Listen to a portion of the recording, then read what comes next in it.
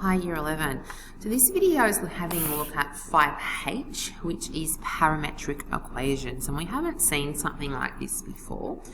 A parametric equation involves another variable in our coordinate. So it says a parametric is where we make each coordinate a function of a single variable called a parameter, and most of the time that extra parameter that we're looking at is t. And t generally relates to time if we're thinking of it in a practical sense. But in this case, we just want to think of it as another variable t. So what I've got here in the box down here are some Cartesian equations. And the Cartesian equations are our usual equations that we're used to seeing in relation to y and to x. The parametric form of our equation, and the equation's written wrong there, sorry, we'll fix that up, looks at the coordinate for x and the coordinate for y separately, and it looks at those two coordinates in terms of another variable, t. So what we can do is we can make our parametric equations back into Cartesian equations by removing that variable t, and that's what we're going to have a look at today in some of our questions below. So with our first equation there, the Cartesian equation y equals a quarter x squared, we could write it in the parametric form x is 2t, y is t squared. I don't expect you to be able to go from Cartesian to parametric, but we will need to go from parametric back to Cartesian.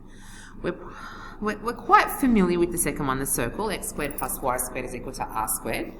And we're used to that in terms of the unit circle, where the x coordinate is cos theta, and r is generally 1 in that case for us, and the y is sine theta. So we've seen that before, and the bottom one is just a hyperbola. But let's actually have a look at some of the questions there. If you're interested, what I've actually done in the OneNote is change those parametric equations in the box to Cartesian equations over there on the right. So we might have a look at that in class, but for the video, I'm just going to have a look at finding the Cartesian from the following parametric equations. Okay, so here are our parametric equations. X is equal to 2p and y is equal to p squared minus 1. So these are fairly simple, and you guys being an extension class and being good at algebra will probably find the algebra very, very, very simple. So we basically want to eliminate the p in both of them. So we've got a Cartesian equation in terms of x and y. So they're basically just simultaneous equations. So I've written my x is equal to 2p as x over 2 is equal to p. Then I'm going to sub that p into my equation for y. And what we're going to end up with is, if I scroll down a little bit there, is where there was the p, I'm going to pop in my x over 2, so y is x over 2 all squared minus 1. Let's just square the top and the bottom, and we're done. Y is x squared over 4 minus 1. As you can see, it's a Cartesian equation now. There's no t involved. It is a parabola with a quarter dilation that has been shuffled down 1 unit. Now, B is a little bit more difficult, but when we've got our parametric equation in terms of trig functions, it's just basically a little trick to do that works nearly every single time. So what we want to do is we want to square both sides of our parametric equations. The reason we want to do that with our trig functions is we have our trig identities that are sine squared theta plus cos squared theta equals 1, and the ones that come off that where we divide by sine squared theta and divide by cos squared theta. So they're all in terms of square trig functions. So in doing that, in this case, that's going to allow us to have substitutions in for our trig functions. And also, in terms of x and y, if we're thinking about the unit circle, it's x squared plus y squared is r squared. So that's going to help us out a lot. So what I've done here is I've squared the x and I've squared the y. So x squared is equal to sec squared theta, y squared is equal to sine squared theta. It hasn't changed the question in any way because we've done that to both sides. Now, one's in sec squared, one's in sine squared. We want both in terms of the same, so we either want them both in sec squared or both in sine squared. So, what I have done, we go down here, is I've just written my sine squared theta in terms of 1 minus cos squared theta. And that comes from that trig identity that I've written up above here. So sine squared theta is 1 take away cos squared theta. So that's something that I expect you to be able to do because that's part of the advanced course. So now it's in terms of cos squared theta, and we know that cos squared theta is 1 over sec squared theta. So I've got y squared is 1 minus 1 over sec squared theta. And we now can do a substitution for the for the sec squared theta, because our x squared is sec squared theta. So I'm going to pop in my x squared for sec squared theta, and now I'm just going to rearrange the equation and make it a little bit neater. And I could probably just, actually I could probably just leave it like that. So I've just sort of played around with it to get a positive up there, but this one is fine and this one is fine as well.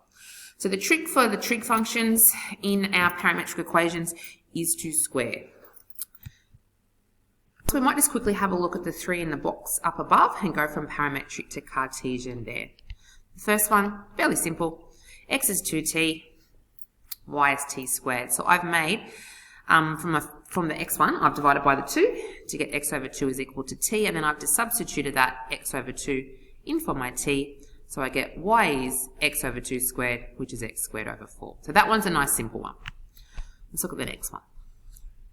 So what we had here is that x is r cos theta and y is r sine theta.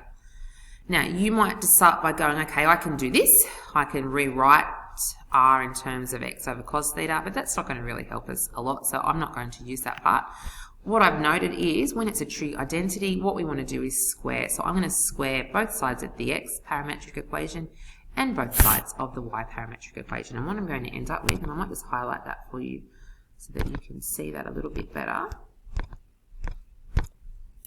is I'm going to end up with this yellow one here and this yellow one here. So x squared is r squared cos squared theta, y squared is r squared sine squared theta. Again, we want them both in the same trig function because otherwise we can't collect our like terms. So I've rewritten the cos squared theta as 1 minus sine squared theta. So what I've got to work with is this one here. X squared is r squared 1 minus sine squared theta. And then what I've done with the y is, and I probably didn't need to do it, I could have left it how it was, but I think we'll go y squared divided by r squared gives me sine squared theta, and that's that second equation there. And what I can do now is I can see, well, there's a sine squared theta here and there's a sine squared theta here, so I want to substitute this part here in for my sine squared theta in here. And that's what I've done on the next line down here. I've got that x squared is equal to r squared 1 minus, and I've substituted in for the sine squared theta to get y squared over r squared, and then I've just neatened up. I've multiplied through by my r squared, so I get x squared is equal to r squared. When I multiply the second r squared through, they cancel each other out, so I get minus y squared. And if you add y squared to both sides, you're going to get a nice parametric, not parametric, Cartesian form of a circle.